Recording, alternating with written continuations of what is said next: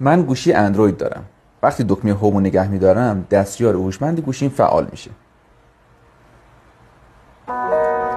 سلام. سلام، خوبی؟ توی ویدئوی قبلی آموزش دادم که چطور ما دستیار هوشمندمون رو فعال کنیم و چطور برنامه مورد علاقه خودمون رو به عنوان دستیار هوشمند انتخاب کنیم. اون آموزش برای گوشی‌های سامسونگ بود، چون که دوستای زیادی توی کامنت‌ها اعتراض کردن و گفتن که توی شیائومی باید چیکار کنیم. این ویدئو رو ساختم مخصوص گوشی‌های شیائومی.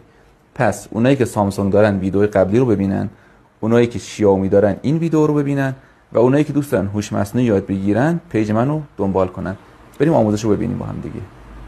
خب این گوشی شیائومیه. من وارد تنظیمات شدم، رفتم پایین و اپس یا برنامه ها رو پیدا کردم.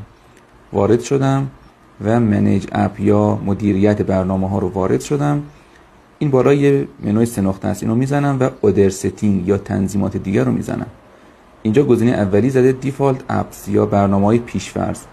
آخرین گزینه‌اش اسیست اند وایس اینپوت که وقتی وارد میشید از گزینه اولی میتونید دستیارتون رو انتخاب کنید.